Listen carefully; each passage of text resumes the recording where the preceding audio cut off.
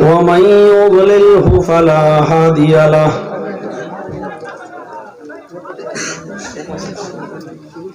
وأشهد أن لا إله إلا الله وحده لا شريك له وأشهد أن محمدا عبده ورسوله أما بعد فإن خير الحديث كتاب الله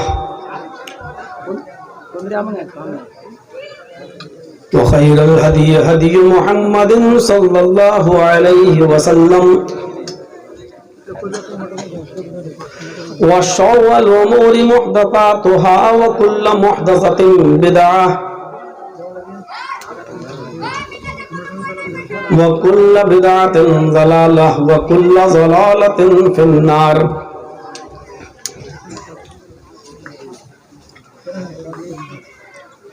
أعوذ بالله من الشيطان الرجيم. بسم الله الرحمن الرحيم.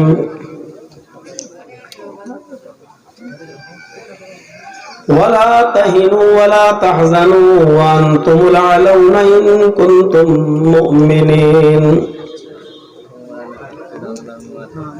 رب اشرح لي صدري ويسر لي أمري واحلل عقدة من لساني يفقهوا قولي. اسٹیج پر بیٹھے ہوئے معزز علماء کرام، معزز سامعین حضرات، معزز خواتین، اسلامی ماں اور بہنوں،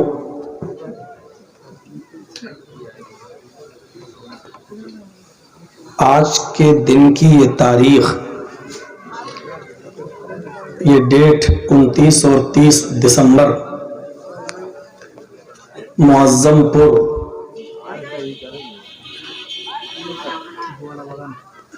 آپ کا تھانہ کلیا چک ڈسٹرکٹ مالدہ کے اندر کافی پہلے سے لے لی گئی تھی. آپ لوگوں نے محنت بھی بہت کی، اچھا خاصا اس اجلاس کو کامیاب کرنے کے لیے تعاون بھی کیا، سجاوٹ بھی اچھی کی، اور امید بھی یہ تھی کہ انشاءاللہ یہ اجلاس کامیاب رہے گا. لیکن وما تشاءون الا ان یشاء اللہ، قرآن کریم کی اس آیت پر ہمارا اور آپ کا یقین ہونا چاہیے اور ایمان ہونا چاہیے کہ تم جو چاہو وہی پورا ہو، یہ ضروری نہیں ہے جب تک کہ اللہ نہ چاہے.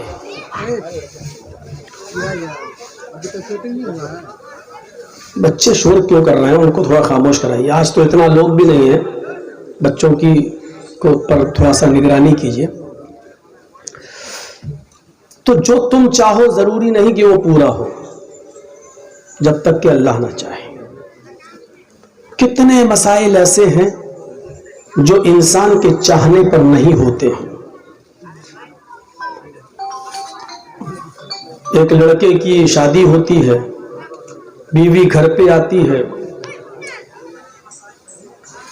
حمل ٹھہرتا ہے، امید ہوتی ہے کہ ولادت ہوگی، شوہر بھی چاہتا ہے کہ بیٹا ہو، بیوی بھی چاہتی ہے کہ بیٹی ہو، بیٹا ہو، لیکن نہ شوہر کی چلتی نہ بیوی کی چلتی، اللہ کی مرضی یہ ہے کہ بیٹی ہو.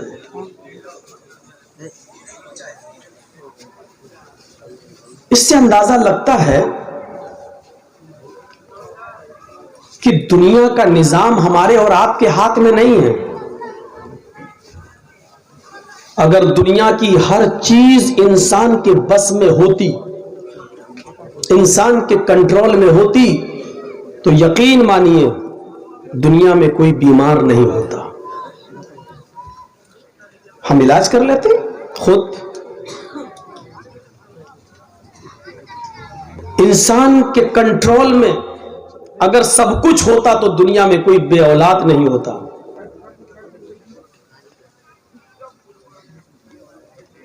اس دنیا میں بہت سے انسان بے اولاد ہیں. اس دنیا میں بہت سے انسان بیمار ہیں. اس دنیا میں بہت سے انسان اپنی موت اور زندگی کی کشمکش میں لڑ رہے ہیں. کوئی کینسر سے لڑ رہا ہے, کوئی اس سے بھی خطرناک بیماری سے لڑ رہا ہے. اگر انسان کے ہاتھ میں دنیا کا نظام ہوتا اور یہ دنیا کا سسٹم انسان کے ہاتھ میں ہوتا تو دنیا میں کوئی آدمی کسی پریشانی میں مبتلا نہ ہوتا.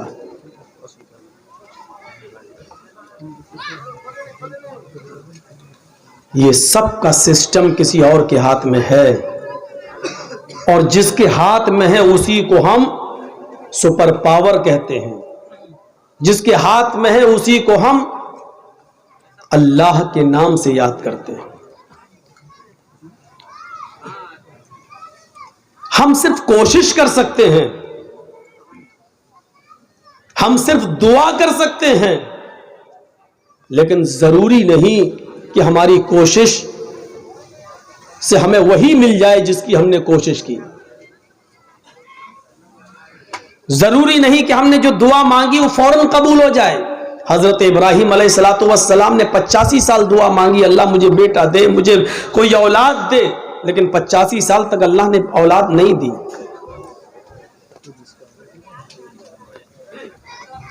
بارش ہونا تھی, ہو گئی, ہمارے ہاتھ میں نہیں ہے. نہ کسی ایم ایل اے اور ایم پی کے ہاتھ میں ہے, نہ کسی منسٹر کے ہاتھ میں ہے, نہ کسی منتری کے ہاتھ میں. اگر ایسا ہوتا بھی تو ہم ضرور آپ کے اس علاقے کے ایم ایل اے سے گزارش کر دیتے کہ آج کے دن کی بارش روک لو. آپ کے علاقے کے ایم پی سے ہم گزارش کرتے کہ بھائی 2 گھنٹہ جلسہ ہو جانے دو, اس کے بعد میں پھر بارش برسوا دینا.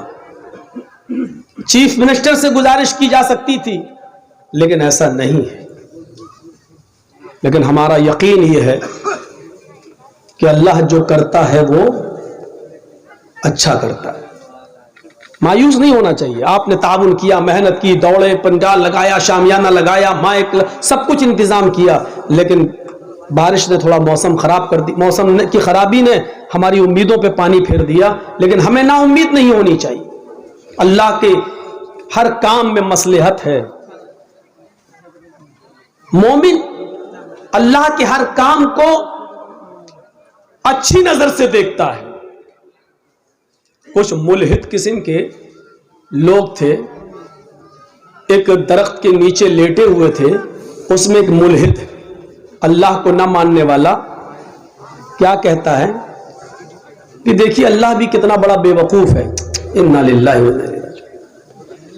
اس نے کیا کہا, دیکھیے اللہ بھی کتنا بڑا پاگل ہے. جو بڑا پھل ہے اس کو زمین کے اوپر لگاتا ہے, اور جو چھوٹا پھل ہے اس کو پیڑ کے اوپر لگاتا ہے. وہ آم کے پیڑ کے نیچے لیٹا ہوا تھا, سامنے اس کو تربوز دکھائی دے رہا تھا زمین پر. وہ کہہ رہا دیکھو اللہ کتنا پاگل ہے, تربوز بڑا ہے, اس کی حفاظت کرنا چاہیے تاکہ کوئی لے کے نہ بھاگے, اس کو اوپر لگانا چاہیے تھا. اس کو تو اس نے زمین پہ لگا دیا, اور آم اس کو زمین پہ لگانا چاہیے تھا, اس کو اوپر لگا دیا. ابھی لیٹا تھا, اتنا سوچ ہی رہا تھا کہ اچانک ہوا چلی اور ایک آم ٹوٹ کر اس کی ناک پہ گرا. اس کی عقل ٹھکانے آ گئی, کہنے لگا نہیں نہیں, اللہ نے جو کیا وہ اچھا کیا. آم گرا, ناک بچ گئی. اگر یہ تربوز لگا ہوتا تو میری ناک ہی ٹوٹ جاتی, میرا چہرہ بگڑ جاتا. فوراً اس کی عقل ٹھکانے آ گئی, اور اس نے کہا نہیں اللہ جو کرتا وہ اچھا ہی کرتا. نہیں ٹھیک کیا. کم سے کم وہ ملحد تھا, کافر تھا. ایک آم کے ٹوٹ کر گرنے سے اس کی عقل تو ٹھکانے آ گئی, لیکن ہم مسلمان ہو کر ہماری عقلیں ٹھکانے نہیں آ رہی ہیں. سنا ہوگا آپ نے وہ قصہ کہ ایک بادشاہ ایپل کاٹ رہا تھا, سیب کاٹ رہا تھا, اور چھری چلا رہا تھا جلدی جلدی سیب کو کاٹ کے کھانے میں. اچانک اس کی چھری اس کی انگلی پر چل گئی, اور کہتا اوہ بلڈ آ گیا، خون. اس کے وزیر نے کہا اوہ یہ کیا ہوا؟ جلدی سے اس کو پوچھا اور پوچھنے کے بعد صاف کرنے کے بعد کہا کوئی بات نہیں بادشاہ صاحب، کوئی بات نہیں، اللہ جو کرتا ہے اچھا کرتا ہے، ہو سکتا ہے اس میں بھی کوئی بھلائی رہی ہو. بادشاہ کو غصہ آیا، کمینے میری تو انگلی کٹی ہے اور یہ کہہ رہا اللہ جو کرتا ہے وہ اچھا کرتا ہے، اس کو خوشی ہو رہی ہے. اس وقت تو وہ غصہ پی گیا، اس وقت تو وہ غصہ کنٹرول کر گیا. لیکن بادشاہ کو شکار کا بڑا شوق تھا. 1-2 مہینے کے بعد شکار کھیلنے کے لیے گیا تو اپنے وزیر کو ساتھ میں لے گیا، چلو چلتے ہیں. جنگل میں پہنچنے کے بعد دسترخوان لگایا، وہاں سے جو کھانا لائے تھے دسترخوان پہ بیٹھ کے کھانے لگے دونوں بادشاہ اور وزیر. بادشاہ نے کہا کنویں سے پانی کھینچو وزیر، چلو پانی پیتے ہیں. جیسی وزیر نے بالٹی ڈول کنویں میں ڈالا اور دیکھنے لگا کنواں کتنا گہرا ہے، بادشاہ نے پیچھے سے دھکا دے دیا وزیر کو، ایک لات ماری، وزیر کنویں میں گرا. جب وزیر کنویں میں گرا تو بادشاہ نے کہا کہو وزیر اب کیا کہتے ہو؟ جب میری انگلی کٹی تھی تب تو کہہ رہے تھے کہ اللہ جو کرتا ہے بڑا اچھا کرتا ہے، اب بول میں نے لات ماری گرے کنویں میں، اب بول اللہ جو کرتا ہے وہ اچھا کرتا ہے. وزیر نے کہا کہ میرا ایمان تو اللہ کے اوپر ہے، اس میں بھی اللہ کی کوئی مصلحت ہوگی، اللہ جو کرتا ہے وہ اچھا ہی کرتا ہے. اچھا ہوا کہ کنویں میں زیادہ پانی نہیں ہے. بادشاہ کو غصہ آیا، کمینہ میں تو سوچ رہا تھا کہے گا بچا لو بھائی نکال لو، لیکن یہ کہہ رہا اس میں بھی کوئی اللہ کی خوبی ہوگی، بھلائی ہوگی. بادشاہ کو غصہ آیا، حق تب مر اسی میں، اللہ جو کرتا اچھا کرتا ہے تب مر اسی میں. حق اس کو چھوڑ کے بھاگ گیا. گھوڑا دوڑایا اور شکار کے لیے نکل گیا، لیکن بادشاہ کو راستہ نہیں معلوم تھا، وہ وزیر ہی بتاتا تھا. اور بادشاہ راستہ بھٹک کر دوسرے شہر میں گھس گیا. وہاں کچھ لوگ کسی ایسے آدمی کو تلاش کر رہے تھے کہ جس کو پکڑ کر کسی مندر پر دیوی یا دیوتا کے نام پر اس کی بلی دے دی جائے، قربان کر دیا جائے. کیونکہ ان کا عقیدہ تھا کہ ہمارے شہر میں ہمارے گاؤں میں اس وقت تک بارش نہیں ہوگی جب تک کہ ہم کسی کی بلی نہیں دیں گے. تو ان لوگوں نے اس کو پکڑ لیا ہے. یہی تھا انجان آیا جی کون آ رہا، پکڑو، گھوڑے پہ دوڑا، اسی کو پکڑ لیا. اب وہ کہہ رہا ارے کہاں لے جا رہے ہو؟ کہا بلی دینے کے لیے. ارے تمہیں معلوم نہیں میں کون ہوں؟ کہا کون ہے؟ کہا فلاں فلاں شہر کا میں بادشاہ ہوں. ان لوگوں نے کہا جنہوں نے پکڑا تھا تب تو ہمارے بھگوان اور زیادہ خوش ہو جائیں گے، بادشاہ کی بلی تھی. چلو وہ دیوی اور دیوتا کے مندر پر لے گئے. وہاں ایک پنڈت بیٹھا ہوا تھا، کہ دیکھو اس کی بلی، پنڈت کو چیک کرانا پڑتا تھا کہ دیکھو اس کی بلی صحیح ہے کہ نہیں. بادشاہ یہ بادشاہ ہے فلاں کا. پنڈت کہتا بہت اچھا آدمی لے کے آئے ہو. اوپر سے نیچے تک دیکھا بہت اچھا، لیکن چیک کرنے لگا پیر صحیح ہے، گھٹنا صحیح ہے، پیر چہرہ صحیح، ہاتھ صحیح. ہاتھ دکھا، تیری تو انگلی کٹی ہوئی ہے، یہ کیا ہے؟ کہا انگلی کٹی تھی. یہ تو عیب دار آدمی ہے بھائی، ہماری دیوی کو ہمارے دیوتا کو کسی عیب دار آدمی کی بلی منظور نہیں ہے، فریش مال چاہیے، جس کا بالکل سب کچھ ٹھیک ہو. اس کی بلی نہیں لیں گے، سویکار نہیں ہوگی. اب اس کو یقین آیا وہ میری انگلی کٹی تھی اور اس نے کہا تھا کہ اللہ جو کرتا ہے اچھا کرتا ہے. اگر آج میری انگلی نہ کٹی ہوتی تو آج میری بلی چڑھ گئی ہوتی. وہ بھاگتا ہوا گھوڑا دوڑاتے ہوئے اس کنویں کے پاس آیا اور اپنے وزیر کو کنویں سے نکالا، گلے لگایا کہ وزیر تو نے سچ کہا تھا یار. کہا کیا ہوا؟ کہا ایسا ایسا معاملہ ہوا. کہا تمہیں چھوڑ دیا؟ کہا انگلی اگر نہ کٹی ہوتی تو آج میں کٹ گیا ہوتا. کہا اچھا ایک بات بتا یار، میرے ساتھ تو اللہ نے یہ اچھا کیا کہ انگلی کٹی تھی اس لیے میں بچ گیا، لیکن تجھے جب میں نے کنویں میں پھینکا تو نے کہا اللہ جو کرتا اچھا کرتا، میرے ساتھ بھی کوئی اچھائی ہوئی ہو تو تیرے ساتھ کیا اچھا ہوا؟ اس نے کہا اے بادشاہ ہم تم دونوں گھوم رہے تھے، اور اگر تو نے لات مار کے ہمیں کنویں میں نہ پھینکا ہوتا تو ہم دونوں پکڑے جاتے. تو چھوٹ جاتا کیونکہ تیری انگلی کٹی تھی، میں تو کہیں سے نہیں کٹا تھا، فریش تو میں ہی تھا. تو بچ جاتا لیکن میری بلی چڑھ گئی ہوتی، اس لیے تو نے مجھے جو کنویں میں پھینکا میرے ساتھ یہ اچھا ہوا. نہ کنویں میں گرا ہوتا اگر کنویں میں نہ گرا ہوتا تو دنیا چھوڑ کے جانا پڑتا، میری بلی چڑھ گئی ہوتی. تو آپ نے دیکھا بادشاہ کے ساتھ کیا اچھا ہوا، اس کی انگلی کٹی اس لیے بچ گیا. اور اس وزیر کے ساتھ کیا اچھا ہوا کہ اس کو کنویں میں پھینک دیا، نہیں تو وہ بھی جاتا. تو اس وقت سمجھ میں نہیں آتا اس میں کیا مصلحت ہے، بعد میں سمجھ میں آتا ہے. اللہ نے بارش کیوں برسائی، ہم جائیں گے اس سے حساب کتاب لینے کے لیے. دنیا میں کوئی طاقت ہے جو اللہ سے حساب و کتاب لے سکے؟ دنیا میں کوئی پاور ہے جو اللہ رب العالمین سے حساب و کتاب؟ اللہ تو نے بارش کیوں برسائی؟ اللہ میرا بیٹا بیٹا بیٹا، بیٹی مانگ رہا ہوں پھر بھی بیٹا. اللہ بیٹی بیٹی بیٹی پھر بیٹی، میں بیٹا مانگ رہا ہوں 4 بیٹی 1 بیٹا. اللہ سے کوئی حساب نہیں مانگ سکتے ہو. وہ چاہے تو بیٹا دے، وہ چاہے تو بیٹی دے، وہ چاہے تو بیٹے ہی بیٹے دے، وہ چاہے تو بیٹیاں ہی بیٹیاں دے، وہ چاہے تو بیٹا اور بیٹی دونوں دے، اور وہ چاہے تو کچھ نہ دے. وہ چاہے تو ہلکی ہلکی بارش کرے، وہ چاہے تو موسلا دھار بارش کرے، وہ چاہے تو آپ کے گاؤں کو اتنی بارش کر دے کہ ندی اور دریاؤں کا پانی لیبل اور خطرے کے نشان سے پار ہو کر آپ کے پورے گاؤں کو ڈبو دے، اور ہم سب ڈوب کر بہہ بھی جائیں، تب بھی اللہ سے حساب نہیں لیا جا سکتا کہ تو نے ہمارے گاؤں کو کیوں ڈبو دیا ہے. کیونکہ اللہ کی ذات حساب لینے کے لیے ہے، حساب دینے کے لیے نہیں. بارش کیوں ہوئی ہمیں کیا معلوم، لیکن ہمارا ایمان یہ ہونا چاہیے کہ اللہ جو کرتا ہے وہ اچھا کرتا ہے. ہو سکتا ہے کہ وہ ہمارے ایمان کا جائزہ لے رہا ہو. دیکھیں اس بارش کے اندر کتنے لوگ جلسے میں آتے ہیں اور کتنے نہیں آتے ہیں. ہو سکتا ہے کہ وہ یہ دیکھنا چاہتا ہو کہ صحابہ کرام نے تو اپنی قربانیاں میدان جنگ میں دے دی. دیکھیں یہ لوگ بارش کے چند قطرے ان کے جسموں پر پڑتے ہیں، کہیں ایسا تو نہیں کہ یہ بھاگ جائیں اور قرآن و حدیث کی باتیں بھی نہ سنیں. ہو سکتا ہے کہ وہ کچھ بھی امتحان اور آزمائش بھی تو لے سکتا ہے وہ. اور یہ بھی ہو سکتا ہے کہ اسی میں ہماری بھلائی ہو، اسی میں ہماری خیر ہو، اسی میں ہماری بھلائی ہو. ہمارے اور آپ کے اختیار میں کچھ نہیں ہے. نہ ہم کسی کو مار سکتے ہیں، نہ ہم کسی کو جلا سکتے ہیں. کیسے کہہ رہے ہو مولانا صاحب، معظم پور والوں کا حال نہیں معلوم ہے، روزانہ مارتے ہیں. نہیں، یہ تمہاری غلط فہمی ہے. مارنے والا اللہ اور جلانے والا بھی اللہ. اس کی موت کا وقت آ گیا ہے.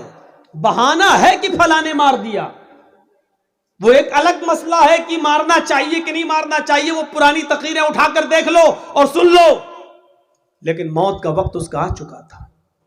سن 1951 کا ایک واقعہ سناتا ہوں آپ کو.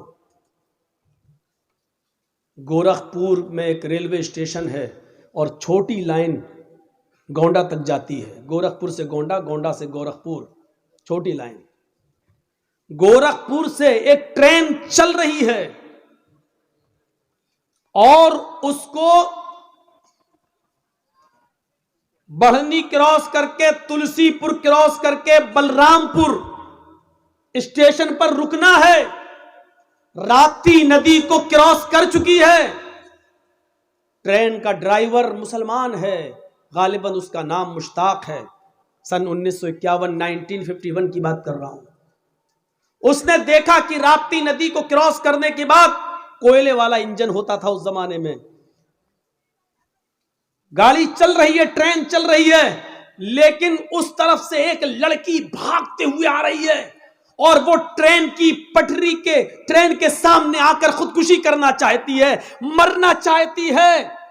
ٹرین کے ڈرائیور نے اپنی طاقت کے مطابق بریک لگانا شروع کیے اور اس نے بریک لگائے، ہیوی بریک لگائے. پھر بھی بریک لگاتے لگاتے اتنی ہیوی بریک نہیں لگا سکتا تھا کہ ٹرین پٹری کے نیچے سے اتر جائے. بریک لگایا، ہیوی بریک لگائے، لیکن ٹرین رکتی ہے جہاں رکتی ہے اس کے اور جو لڑکی لیٹی ہوئی تھی ٹرین کی پٹری کے نیچے، اس کے بیچ ایک بالشت کا فاصلہ رہ گیا. ایک بالشت اور اگر ٹرین آگے بڑھ جاتی تو لڑکی مر جاتی. ٹرین کا ڈرائیور جلدی سے انجن سے اترتا ہے، سواری بھی اترتی ہے. چلو لڑکی کو بچ گئی، اس کو نکالیں. لیکن ٹرین کا ڈرائیور جب نیچے اترتا ہے، پٹری کے قریب جاتا ہے، لڑکی کو جھنجھوڑتا ہے، اٹھاتا ہے تو کیا دیکھتا ہے کہ لڑکی مری ہوئی ہے۔ ٹرین چڑھی نہیں ہے اس کے اوپر، لیکن ٹرین کے چڑھ جانے کے خوف سے پہلے ہی، ٹرین کے چڑھنے کے سے پہلے ہی حرکت قلب اس کی بند ہو چکی ہے، اس کے دل کی دھڑکنیں بند ہو چکی ہیں۔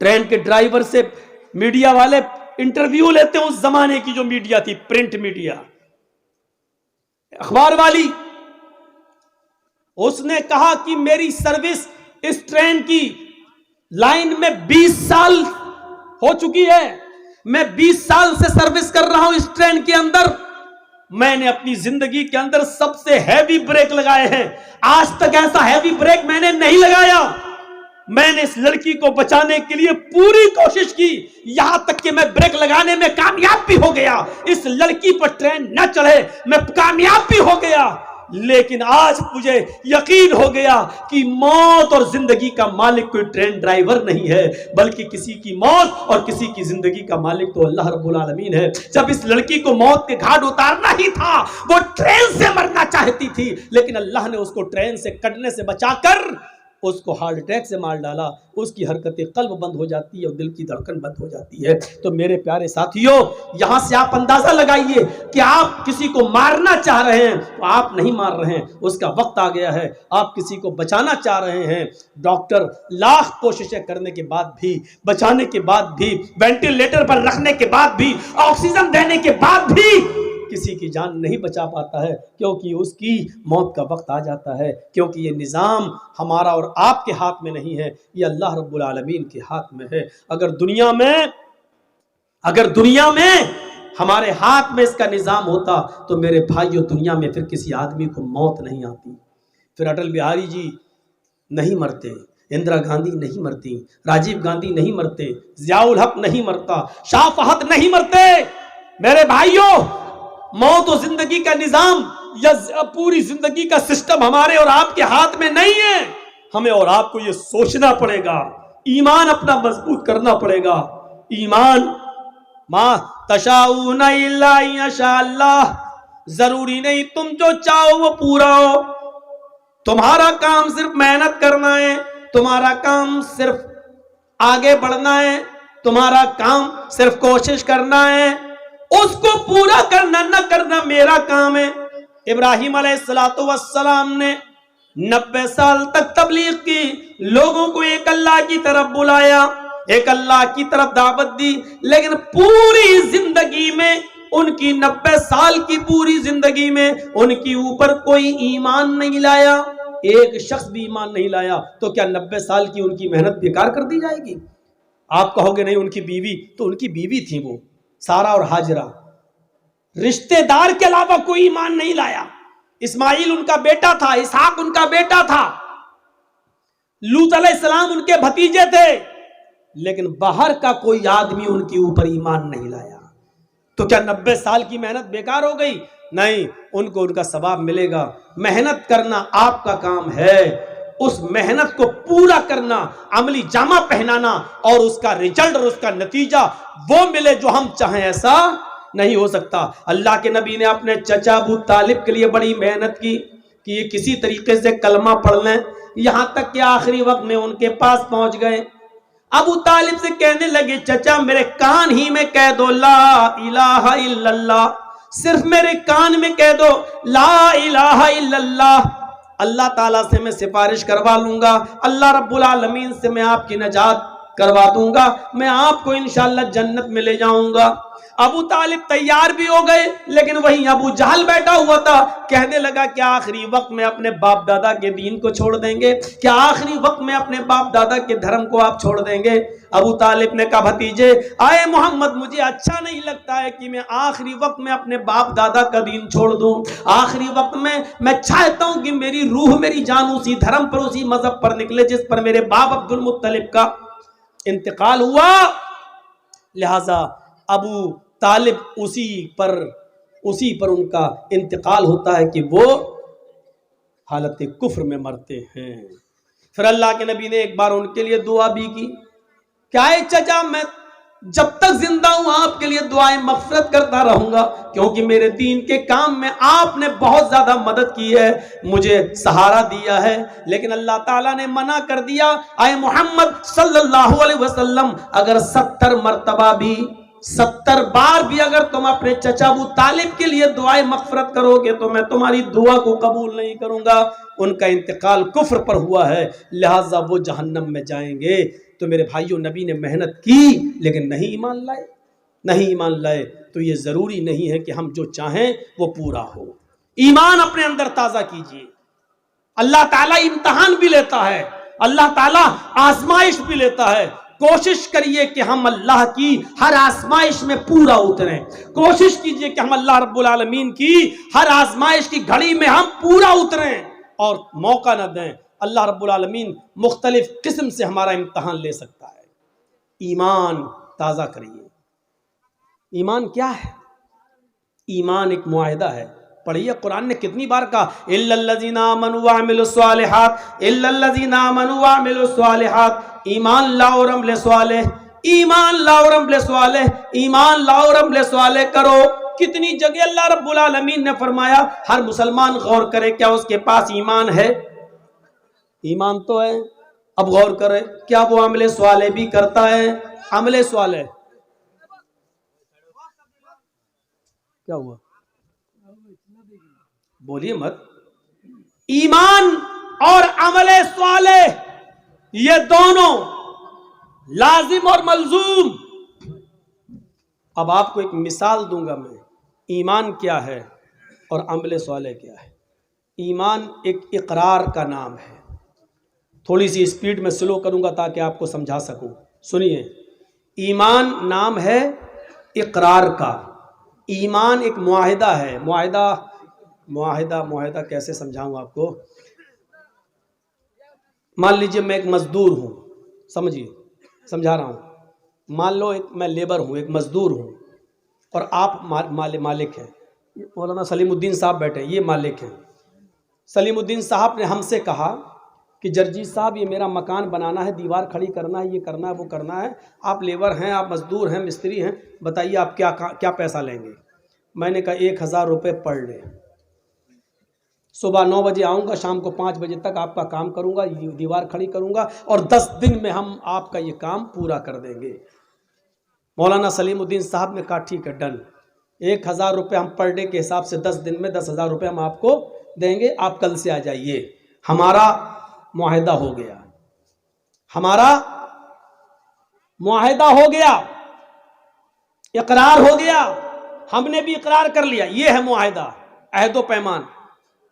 تم 10 دن کام کرو، ہم تمہیں 10 دن کے بعد 10 دن کی مزدوری دے دیں گے۔ میں نے اقرار کر لیا، انہوں نے طے کر لیا۔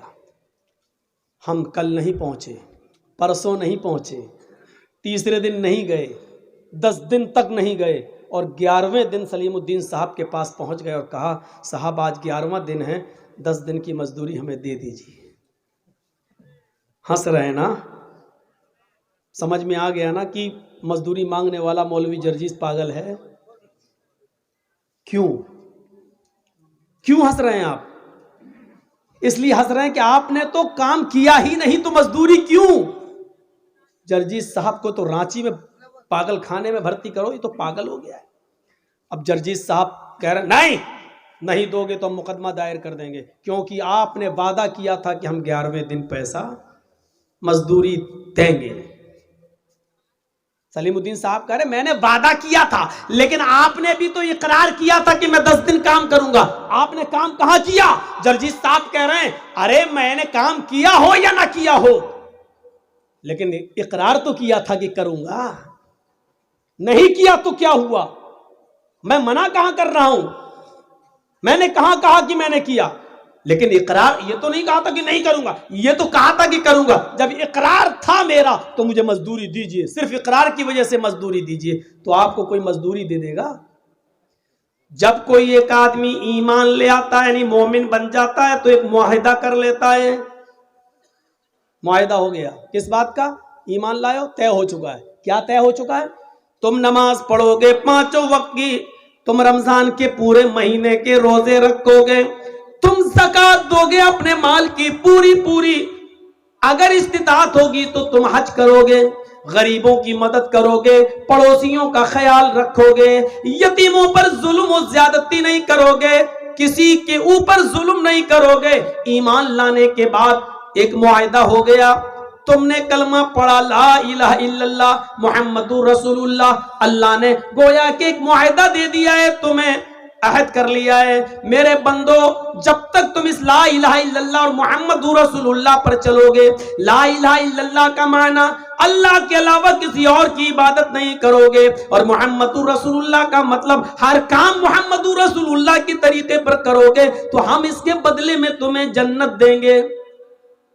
हमने वादा तो कर लिया, इकरार तो कर लिया, ला इलाहा इल्लल्लाह मुहम्मदुर रसूलुल्लाह तो पढ़ लिया, लेकिन इसके बाद अब न नमाज के, न रोजे के, न हज के, न ज़कात के, न गरीबों पर हमदर्दी, न मिस्कीनों के साथ अच्छा सुलूक, न बेवाओं के साथ अच्छा सुलूक, न पड़ोसियों के साथ हमारा अच्छा रहन सहन, उठना बैठना, न यतीमों के ऊपर मेरे भाइयों शफकत और प्यार मोहब्बत का हाथ। हम इन तमाम चीजों से दूर हैं और कयामत के दिन अल्लाह के सामने खड़े होकर कहेंगे, अल्लाह हमने कलमा तो पढ़ा था। अल्लाह कहेगा, मेरे बंदे ठीक है कलमा पढ़ा था ला इलाहा इल्लल्लाह मुहम्मद रसूलुल्लाह, लेकिन तूने अमल तो नहीं किया। अल्लाह अमल नहीं किया तो क्या हुआ, इकरार तो किया था तू हमें जन्नत दे, तूने कहा था कि ला इलाहा इल्लल्लाह मुहम्मद रसूलुल्लाह जो पढ़ेगा उसको जन्नत, मन काला ला इलाहा इल्लल्लाह दखलल जन्नह, जिसने कहा ला इलाहा इल्लल्लाह वो जन्नत में जाएगा। ये तेरे नबी ने कहा था, जो ला इलाहा इल्लल्लाह पढ़ेगा वो जन्नत में जाएगा। अल्लाह मैंने पढ़ा था। अल्लाह कहेगा, मेरे बंदे मेरा भी तो एक वादा था कि तू ये अमल करेगा तो जन्नत में दूंगा, तूने सिर्फ मेरा वादा तो मान लिया, लेकिन उसके मुताबिक तूने अमल नहीं किया। मेरे भाइयों, जब तुम अपने मोहल्ले में, अपने समाज में, अपनी सोसाइटी में बगैर काम किए हुए किसी को मेहनत उसकी मजदूरी नहीं दे सकते हो, तो अल्लाह रब्बुल आलमीन बगैर अमल किए हुए हमें जन्नत कैसे दे देगा। जर्जी साहब मिसाल तो बड़ी अच्छी दे रहे हो, लेकिन अमल कौन करेगा? अमल इतना मुश्किल है। नहीं, ये आपकी खाम ख्याली है कि मुश्किल है। मुश्किल है। अगर इंसान करने पे आ जाए तो सब कुछ कर सकता है। साहब सुबह फजर की नमाज में ठंड में कैसे उठेंगे? साहबा कैसे उठते थे? छोड़िए, आपके मोहल्ले में, आपके गांव में आप कहते हो कैसे उठेंगे? इस गांव में ऐसे 80 साल के बूढ़े भी हैं जो उठ रहे हैं। वो कैसे उठ रहे हैं? एक बादशाह बड़ा नमाजी था, बड़ा रोजदार था, बाअमल था, तहज्जुद गुजार था, लेकिन बादशाही भी बड़ी अच्छी चलाता था, हुकूमत भी बड़ी अच्छी करता था, किसी पर जुल्म नहीं होने देता था। तो एक मर्तबा एक फकीर उसके पास से गुजरा और कहने लगा कि आपके दरबार में शेर और बकरी एक जगह कैसे जमा हो जाती है, मेरी समझ में नहीं आ जाता। बादशाह ने कहा, मैं तुम्हारी बात को समझा नहीं। उस फकीर ने कहा, बादशाह होकर तुम अल्लाह की इबादत भी कर लेते हो, तुम नमाज भी पढ़ लेते हो, रोजा भी रख लेते हो, हज भी कर लेते हो, ज़कात भी दे लेते हो, गरीबों की फरियाद भी सुन लेते हो, मजलूमों पर जुल्म भी नहीं होने देते हो, और दुनिया भी चला लेते हो। ये दोनों चीजें तुम एक साथ कैसे कर लेते हो? बादशाह ने कहा, देखना चाहते हो? कि हाँ। कहा, 2 जल्लाद को बुलाओ। 2 जल्लाद आ गए। कहा, तलवार निकालो। जल्लादों ने तलवार निकाली। बादशाह ने अपने एक नौकर से कहा, 1 प्याला पानी ले आओ।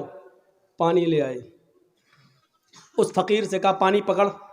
उस फकीर ने पानी का प्याला पकड़ा, और सुनो, उस फकीर ने पानी का प्याला पकड़ा, कहा जाओ पूरा शहर इसको घुमा दो, और उस फकीर से कहा, जाओ मेरे पूरे शहर में मेरी आवाम को देख लो कि कैसे वो अमल कर रही है, क्या कर रही है, क्या नहीं कर रही है, नमाज कितना पढ़ रही है, रोजा कितना रख रही है, जुल्म कितना कर रही है। पानी का प्याला अपने हाथ में लो, जाओ और देखो।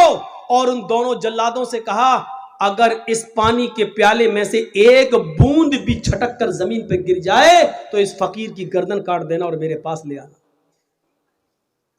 फकीर कहता, कम बखत, मैंने तो पूछा था कि कैसे, इसने तो मुझे मुसीबत में डाल दिया। لیکن بادشاہ کا حکم، جلاد نے کہا چل. اب وہ پانی کا پیالہ لے کے چل رہا ہے، دھیرے دھیرے چل رہا کہ پانی کی کہیں بوند گر نہ جائے. ایک قطرہ بھی گرا تو جلاد میری گردن اتار لیں گے. پورا شہر کا چکر لگانے کے بعد بادشاہ کے پاس آیا. بادشاہ نے پانی کا پیالہ پکڑا، رکھ دیا اور کہا اے فقیر بتا تجھے میرا شہر کیسا لگا. فقیر نے کہا کون سا شہر؟ بتا میری بلڈنگوں کا کیا حال تھا، میری عوام کیسی لگی. کہا بادشاہ سلامت، آپ نے مجھے اس لائق ہی کہاں چھوڑا تھا کہ میں آپ کی عوام دیکھ سکوں، آپ کی بلڈنگ دیکھ سکوں، آپ کے عمارتیں دیکھ سکوں، آپ کی رعایا کا معائنہ کر سکوں. آپ نے کہہ دیا تھا کہ اگر ایک بوند بھی گری تو تیری گردن کاٹ دیں گے. میری نظر تو پیالے پر تھی، شہر میں کیا ہو رہا ہے مجھے کچھ بھی نہیں معلوم. بادشاہ نے کہا یہی جہنم کا ڈر، یہی اللہ کے عذاب کا ڈر مجھے ہر وقت لگا رہتا ہے، اس لیے میں بندوں کے حقوق بھی پورا کرتا رہتا ہوں اور اللہ رب العالمین کی عبادت بھی پوری کرتا رہتا ہوں. اللہ کی عبادت میں بھی کمی نہیں ہونے دیتا ہوں اور میں اپنی رعایا کے ساتھ بھی کبھی ظلم نہیں ہونے دیتا ہوں، کیونکہ مجھے جہنم کا نقشہ، جہنم کا خوف، عذاب قبر کا ڈر مجھے ہر وقت لگا رہتا ہے. میرے پیارے ساتھیوں، ایک نوجوان جب یہ تصور کر لے کہ ہم شراب کی بوتل پی رہے ہیں، اس کا عذاب کتنا ہے، ہم جو جوا کھیل رہے ہیں اس کا عذاب کتنا ہے، کلیا چکی سڑکوں پر بکنے والی لاٹری اس کی پرچیاں ہم خرید رہے ہیں، اس کا عذاب کتنا ہے. اگر یہ تصور وہ اپنے دماغ میں کر لے کہ اس کا حساب ہمیں اللہ کے ہاں دینا ہوگا تو میرے بھائیوں پھر اس کا دماغ کبھی ان چیزوں کے اندر نہیں لگے گا. آج ہم اس لیے دور ہیں ان تمام چیزوں سے کیونکہ جہنم کا خوف اور عذاب قبر کا ڈر نہیں ہے ہمیں اور ہمارے اور آپ کے اندر. اس لیے تصور کیجئے کہ بادشاہ نے کیا کہا تھا، پانی دیکھ رہا گر نہ جائے. اب وہ کہہ رہا بتاؤ کیسا لگا شہر؟ کہ تیرا برا ہو، تو نے شہر دیکھنے کے لائق ہی کہاں چھوڑا ہم کو. جو آدمی جہنم کے عذاب سے ڈر جائے اور اللہ کے عذاب کے بارے میں تصور کر لے، پھر وہ آدمی دنیا میں کیا رہ جاتا ہے، اس کو اچھی لگے گی. یہ دنیا بہت بوڑھی ہو چکی ہے میرے بھائیوں، سن لو. یہ بہت دنوں سے اللہ کے رسول کو تو گئے ہوئے 1400 سال ہوا ہے. نبی سے پہلے عیسیٰ اور نبی کے درمیان 500 سال کا فاصلہ، پھر عیسیٰ سے پہلے کوئی نبی، پھر ان کے درمیان فاصلہ، اور ایسے لیتے ہوئے چلے جاؤ حضرت آدم علیہ السلام تک. وہاں کے بعد سے اس دنیا کو سوچو اور سوچ کر غور کرو کہ یہ دنیا کتنی عمر رسیدہ ہو چکی ہے. لیکن جب ایک عورت بوڑھی ہو جائے تو رشتہ نہیں آتا ہے اس کے پاس. ایک عورت بوڑھی ہو جائے تو اس کو کوئی دیکھنے کے لیے تیار نہیں ہوتا ہے میرے بھائیوں، کیونکہ وہ بوڑھی ہو چکی ہے. اب وہ نہ بچے پیدا کرنے کے لائق رہ گئی ہے، نہ شادی کے لائق رہ گئی ہے. یہ دنیا جو اتنی بوڑھی ہو چکی ہے، اے نوجوانوں یہ دنیا پھر ہمیں اچھی کیسے لگتی ہے، یہ دنیا پھر ہمیں گوارا کیسے ہو جاتی ہے. اس دنیا کو بوڑھا سمجھ کر ہم اس کو ریجیکٹ کیوں نہیں کر رہے ہیں؟ یہ دنیا پرانی ہو چکی ہے، پھر ہم اس دنیا کے پیچھے کیوں پڑے ہوئے ہیں؟ اللہ کے نبی نے فرمایا ارتحلت الدنیا مدبرتن وارتحلت الآخرت مقبلتن. لوگوں یہ دنیا پیٹھ دکھاتی جا رہی ہے، یہ تم سے منہ پھیرتی جا رہی ہے. والآخرت مقبلتن، اور آخرت تمہارے پاس آتی جا رہی ہے. آخرت تمہارے پاس آتی جا رہی ہے. یعنی آپ 40 سال کے تھے، آج 45 سال کے ہو گئے. دنیا نے تمہیں اتنی سال کے لیے پیٹ دکھا دی ہے، یعنی دنیا نے تمہیں چھوڑ دیا ہے. 45 سال تم دنیا سے دور ہو گئے ہو. والآخرت مقبلتن، اور آخرت قریب آ رہی ہے، یعنی تم آخرت کے اتنے قریب ہو گئے ہو. 5 سال کے بعد تم 50 سال کے ہو جاؤ گے. دنیا 50 سال تم سے دور ہو جائے گی اور آخرت تم سے اور قریب ہو جائے گی 5 سال. تو کیا کہا؟ ارتحلت الدنیا مدبرتن، دنیا پیٹ دکھا رہی ہے.